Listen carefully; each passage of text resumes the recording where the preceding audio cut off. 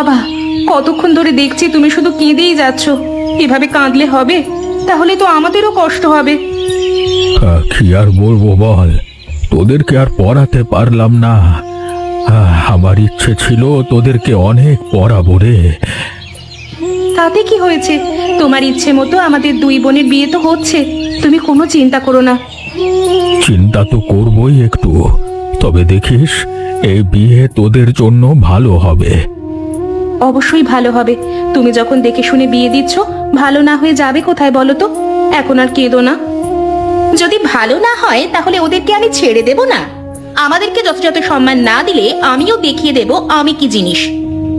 এভাবে বলিস না মা, শ্বশুর বাড়ি হলো মানিয়ে নেওয়ার জায়গা। দেখবি একটু মানিয়ে নিলেই সমস্ত কিছু ঠিক হয়ে যাচ্ছে। আমি এসব মানিয়ে নেওয়াতে বিশ্বাসী নই বাবা। আমার সম্মান আমার চাই। যাই হোক, আমার মতো বুদ্ধি নিয়ে বড় হয়েছিস তোরা। যেটা ভালো মনে হবে সেটাই করবি, ভালোভাবে থাকবি। এখন তুমি কান্নাকাটি করো না তো বাবা। আমাদের বিদায় দেওয়ার সময় হয়ে গেছে, আর তুমি এখনো কান্না করছো। চোখের জল মোছো। মেঘলা, হাতের কাজটা দ্রুত সেরে আমাকে একটু সাহায্য কর। এই দিকটাও দেখতে হবে একটু। কি হলো কি? আর কতক্ষণ লাগাবে রান্না করতে? আর রান্না সব ঠিকঠাক হচ্ছে তো? হ্যাঁ মা, রান্না সব ঠিকঠাক করার চেষ্টাই করছি, চিন্তা করবেন না। চিন্তা করছে কি আর সাধে?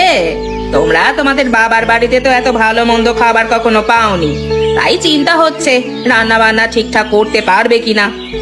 কি হলো, এত চিৎকার চেঁচামেচি কিসের এখানে? ওরা রান্না করছে, ওদেরকে রান্না করতে দাও, বিরক্ত করছো কেন? তুমি সব সময় আমার দোষটাই দেখো না? ওরা রান্না না পারলে আমি একটু শিখিয়ে দেব না নাকি? মা তো ঠিক কথাই বলেছে, রান্না যদি না পারে তাহলে শিখবে, শিখতে সমস্যা কোথায়? আমরা গরিবের মেয়ে এনেছি, এমনি এমনি তো আর ঘরে বসে রাখবো না, রান্না বান্না ভালোভাবে শিখে নিতে হবে। তুমি এসো তো বাবা এদিকে। আপনি জান মা, আমরা ভালোভাবেই রান্না করার চেষ্টা করছি। আমরা চাই রান্না ভালো হোক, সবার খাবার দাবার রয়েছে এখানে। হ্যাঁ, মনে থাকে জানো, রান্না খারাপ হলে কিন্তু কপালে খুব দুঃখ আছে। বড় লোক বাড়ির বউ হয়ে এসেছো, এটা মাথায় রেখো। তা এখন আমাদেরকে বিরক্ত না করে আমাদেরকে একটু কাজ করতে দিন, না হলে তো সব রান্না বান্না ঘেটে যাবে। না রে দিদি, আর পারছি না, অনেক হয়েছে। সারা দিন রাত কাজ করতে করতে ক্লান্ত হয়ে পড়েছি। কি আর করব বল, কপালে কাজ বাজ লেখা আছে, তাই করছি। কপালে নেই রে, ওরা নিজেরা আমাদের কপালে লিখে দিয়েছে। এত বড় ঘর অথচ একটা কাজের লোক নেই, আবার বড় ঘরের বড়াই করে। বাড়িতে এমন দুটো বউ থাকতে কে আবার কাজের লোক রাখে বলতো? ওরা তো আমাদের পেয়েছে দাসী হিসাবে। কেন? আমরা তো এই বাড়ির বউ। আমাদের বাবা গরিব হয়েছে বলে কি আমরা এই বাড়ির বউ হয়েও দাসীর মতো খেটে যাব নাকি? ওরা যা বলে তাই মানতে হবে। বুঝতেই তো পারছিস, আমাদের যদি বের করে দেয় বাবার মাথার বোঝা থাকবো। কিন্তু কি করব আমরা? এত কিছু তো আমি আর সহ্য করতে পারছি না। আমাদেরকে কিছু একটা করতে হবে, যেন আমাদেরকে আর অপমান লাঞ্ছনা না করতে পারে। কিন্তু আমরা কি করতে পারি? সারা দিন রাত আমাদেরকে বন্দি করে রাখে। যতটুকু সময় আমরা পাই তাও কাজ করতে করতে প্রায় শেষ হয়ে যায়। শোন, ভালো সময় সবারই আসে, আমাদেরও আসবে। যখন আসবে তখন আমরা নিশ্চয়ই কিছু একটা করব। হ্যাঁ, সেই আশাতেই আছি। দেখি কবে সেই দিন আসে আর কবে আমরা এই নরক থেকে মুক্তি পাই। সবকিছু কেনা হলো, তাড়াতাড়ি বাড়িতে ফিরে যেতে হবে তো, অনেকটা বেলা হয়ে গেছে। আবার গিয়ে রান্না বসাতে হবে। প্রায় হয়ে গেছে, এবার বাড়ির দিকে রওনা দিলেই হবে। বলি, ও মেয়েরা, তোমরা কারা গো? তোমাদের তো এই বাজারে আগে কখনো দেখিনি। আমরা মহেন্দ্রবাবুর পুত্রবধূ। আমরা তো এখানে প্রায় সময় বাজার করতে আসি, হয়তো আপনি আমাদেরকে খেয়াল করেননি। এটা হয়তো ঠিক কথা বলেছ, মহেন্দ্রর ছেলেরা বিয়ে করেছে এটাও তো জানি না। কি আর করব, অসুস্থ থাকি তো বাড়ি থেকে বের হওয়া হয় না। ঠিক আছে কাকা, তাহলে এখন আমরা যাই, আমাদের অনেক কাজ আছে। তোমরা একটু দাঁড়াও না, তোমাদের সাথে কথা বলে খুব ভালো লাগলো। মনে হচ্ছে তোমরা শিক্ষিত মানুষ। তোমরা কি পড়াশোনা জানো? হ্যাঁ কাকা, আমরা পড়াশোনা শিখেছি, কিন্তু বিয়ের পর সব বন্ধ হয়ে গেছে। কেন বলুন তো? আমার অনেক দিনের স্বপ্ন ছিল এই গ্রামের জন্য কিছু একটা করব। তারপর ভাবলাম একটা স্কুল তৈরি করব, সেখানে বাচ্চাদেরকে পড়াশোনা করাবো, কিন্তু ভালো শিক্ষক পাচ্ছি না। গ্রামে তো অনেক শিক্ষিত মানুষ আছে, আপনি খুঁজলেই পেয়ে যাবেন কাকা। যদি বলি তোমরা শিক্ষকতা করো তাহলে তোমরা রাজি হবে তো? আমার মনে হচ্ছে তোমরা ছাড়া এ কাজ ভালোভাবে কেউ করতে পারবে না। কিন্তু আমাদের শ্বশুর বাড়ির লোকেরা? যতটুকু বুঝলাম শ্বশুর বাড়িতে তোমাদের মান সম্মান অতটা আর নেই। যদি থাকতো তাহলে তোমাদেরকে বাজারে আসতে হতো না। যদি শিক্ষকতা করো একটা সময় তারা তোমাদের মূল্য বুঝবে। এবার তোমরা ভেবে দেখো। ঠিক আছে কাকা, আমরা আপনার প্রস্তাবটা ভেবে দেখব। আজ তাহলে আসি, ভালো থাকবেন। বলি, এত ধীরে ধীরে খাবার দিচ্ছ কেন? হ্যাঁ, একজনের খাবার দিতে দিতে আরেকজনের খাবার তো শেষ হয়ে যাচ্ছে। আসলে মা, আপনাদের কাছে একটা কথা বলতাম, কিভাবে যে বলবো বুঝতে পারছি না। এত আমতামতা করবার কি আছে? বলি ফেলো না, কি বলতে চাও? আসলে হয়েছে কি, আমরা চেয়েছিলাম গ্রামে জগন্নাথ কাকার স্কুলে চাকরি করতে। কি বললে তুমি? আমার বাড়ির বউ হয়ে চাকরি করবার কথা মুখে আনলে কিভাবে? তোমরা আমার বাড়ির একটা বউ, মান সম্মান নেই? আগেই বলেছিলাম তোমাকে, গরিব ঘরের মেয়ে এনো না, এনো না। গরিব ঘরের মেয়ে এনেছো বলেই তো এখন টাকা উপার্জন করার স্বপ্ন দেখছে। বলি, তোমাদের সাহস হয় কিভাবে এমন সিদ্ধান্ত নেওয়ার? একবারও আমাদের পরিবারের কথাটা ভাবলে না, তাই না? পরিবারের কথা আর কি ভাববো? পরিবারের যদি মান সম্মান থাকতো তাহলে পরিবারের বউয়েরা বাজার করতে যেত না। একদম ঠিক কথা। যেই পরিবারের বউয়েরা বাজারে গিয়ে বাজার করে আনতে পারে আর সারাদিন দাসীর মতো খাটতে পারে, তারা চাকরি করতে পারবে না কেন? এত বড় কথা? এখনই বেরিয়ে যাও, এখনই বেরিয়ে যাও আমার বাড়ি থেকে। এ বাড়িতে থাকতে হলে এত বড় বড় কথা আর চাকরির ভূত মাথা থেকে ঝেড়ে ফেলতে হবে। চলে তো আমরা যাবই, তবে এই অপমানের জবাব আমরা একদিন ঠিক দেব। আজ চলে যাচ্ছি, তবে একদিন আপনারা আমাদের মূল্যটা বুঝবেন। সেদিন হাজার কাঁদলেও আমরা আপনাদের ক্ষমা করব না। চল তো মেঘলা।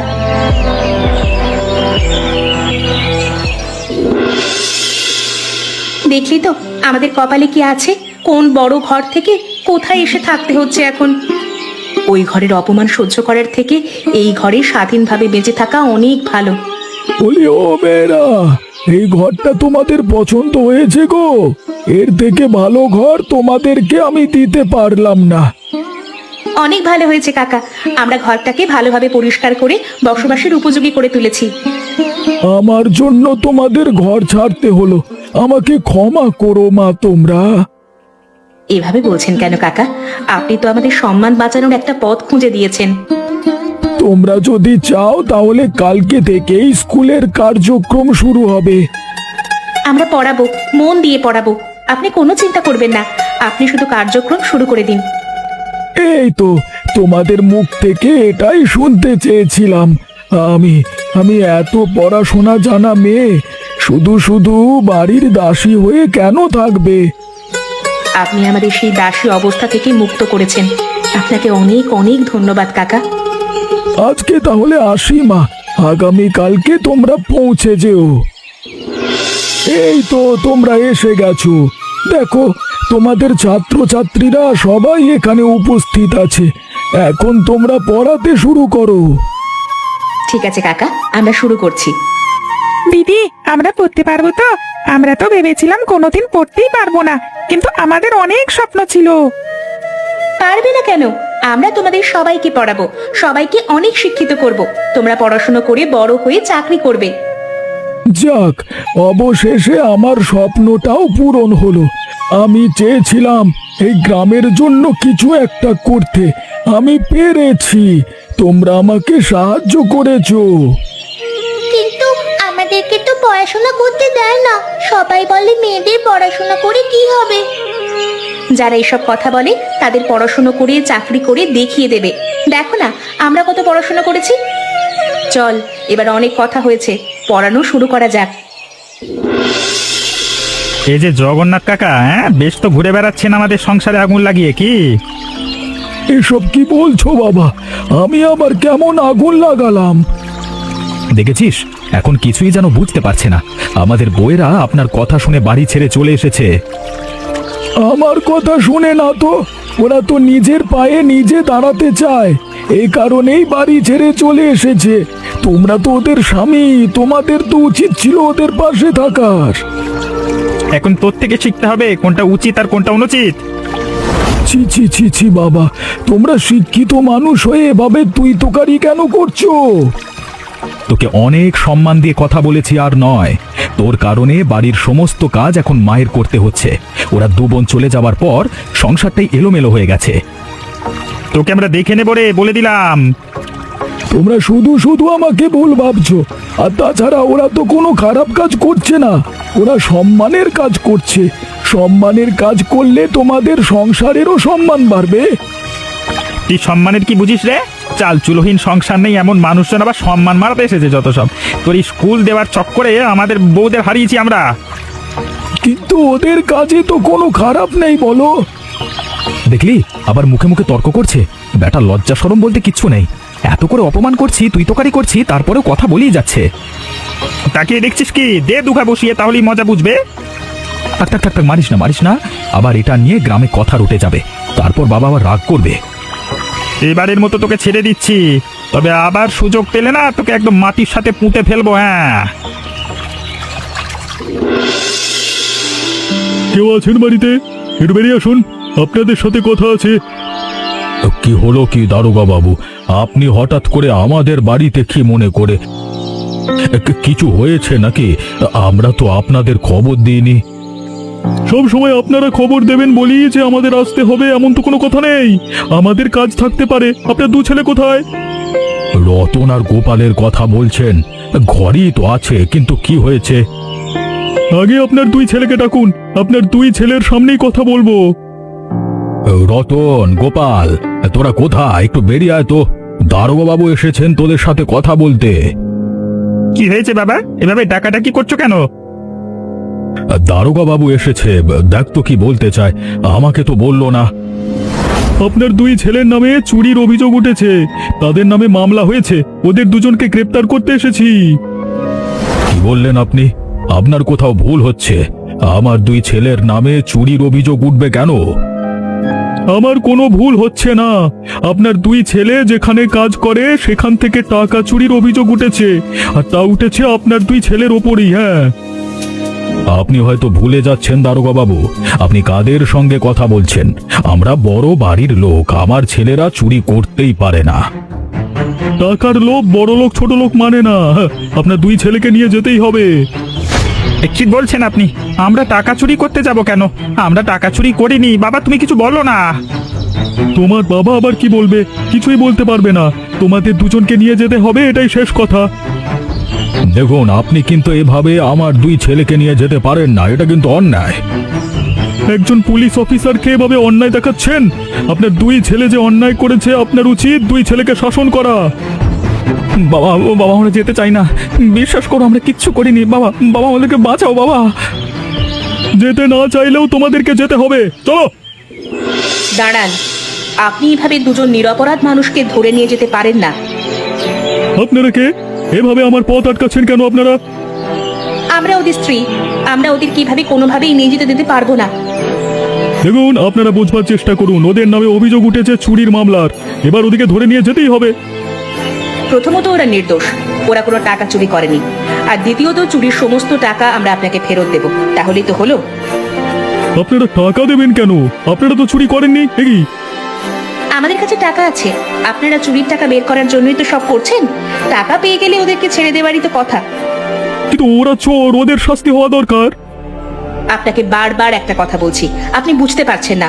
ওরা নিরপরাধ, আপনি দুজন নিরপরাধ মানুষকে নিয়ে যাচ্ছেন, তার উপরে আমরা আবার আপনাকে টাকা দিচ্ছি। কিন্তু এভাবে হয় না, এভাবে আমি কোনোভাবেই দুজন চোরকে ছেড়ে দিতে পারি না। কিন্তু নিরপরাধ দুজনকে ধরে নিয়ে যেতে আপনারা পারেন না।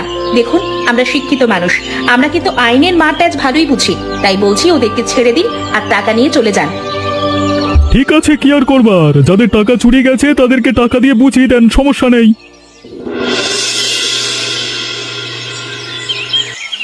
এ কি বাবা, আপনি কাঁদছেন? কি হয়েছে?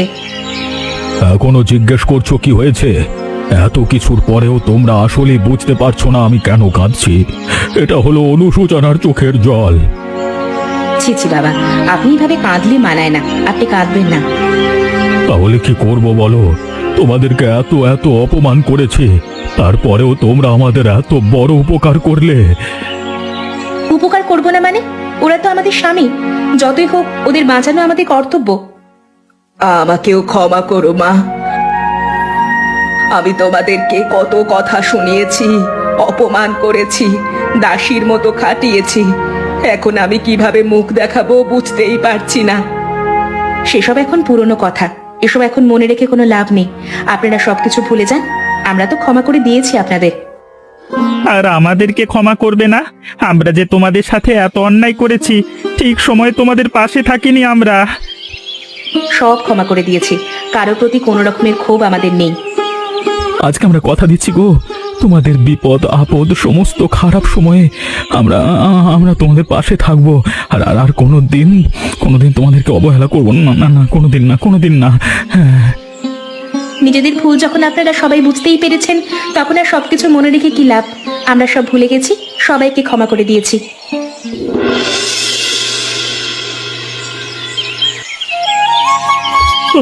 এত সুন্দর খাবার আমাদের গ্রামে, এমন খাবার আগে কখনো কেউ খায়নি। সব শহরে শহরে খাবার। এটা অবশ্য একদম ঠিক কথা বলেছো। এখানে হোটেলগুলোতে শুধুমাত্র সেই একঘেয়ে খাবারগুলো খেতে অভ্যস্ত আমরা, একেবারে নতুন খাবারের স্বাদ পাচ্ছি। তা পাবে না, এবার তো আমাদের বউয়েরা উদ্যোগ নিয়েছে, নিজের হাতে রান্না করছে। তার উপরে আবার আমার বউয়েরা হলো শিক্ষিত। এই জন্যই তো এত ভালো খাবার খেতে পারছি। তোমাদের বউয়েরা যেমন শিক্ষিত, তাদের চিন্তা ভাবনার সবকিছুই হচ্ছে উন্নত। তোমরা সবাই আশীর্বাদ করো, হ্যাঁ? আর সবাই আমাদের হোটেলে নিয়মিত আসবে, দেখবে আমরা আমাদের এই হোটেল আরো বড় করতে পারবো। সবকিছুই সম্ভব হয়েছে আমাদের দুই বউয়ের জন্য। এমন কিছুই না, বুঝলে? তোমরা আমাদের সাহায্য না করলে আমরা এই হোটেল খুলতেই পারতাম না। তোমাদের অবদানও কিন্তু কম নয়। আমরা সবাই মিলে কাজ করছি, আর আমাদের এই ছোট্ট হোটেলটাকে আরো অনেক দূরে নিয়ে যাব। আর আমরা চেষ্টা করব এই গ্রামের অসহায় দুস্থদের প্রতি সেবা করতে। তোমরা করো, আমরা তোমাদের সব সময় পাশে আছি, কোনো চিন্তার কারণ নেই। হ্যাঁ, দেখলে, আমি তোমাদেরকে দেখেই বুঝেছিলাম তোমরা পারবে। এই কারণেই তো এত এত মানুষের ভিড়ে তোমাদেরকেই বেছে নিয়েছিলাম। তোমার প্রতি অনেক কৃতজ্ঞতা কাকা, তুমি না থাকলে আমরা এই পর্যন্ত আসতেই পারতাম না। না রে মা, তোরা নিজেদের পরিশ্রম এত ভালোভাবে করেছিস যে কেউ তোদের দমিয়ে রাখতে পারেনি। দেরিতে হলেও সবাই তোদের মূল্য বুঝতে পেরেছে। আমাদের উচিত ছিল প্রথম থেকেই ওদের পাশে থাকবার, কিন্তু সেই সৌভাগ্য আমাদের হয়নি। কত অপমান করেছি, কিন্তু এখন আর নয়। এখন আমাদের ছোট্ট স্কুলও আছে, আমাদের হোটেলও আছে। একদিন আমরা আরো বড় ব্যবসা করব। এখন থেকে আমরা তোমাদের ব্যবসায় সম্পূর্ণভাবে মনোনিবেশ করব, যেন তোমাদের এই ছোট্ট ব্যবসাটা আরো বড় হতে পারে। আমিও পাশে আছি, যত যা কিছু প্রয়োজন হবে আমি সাহায্য করব। আর এই বিষয় থেকে আমরা শিখলাম, দৃঢ় স্বপ্ন থাকলে সব কিছুই সম্ভব।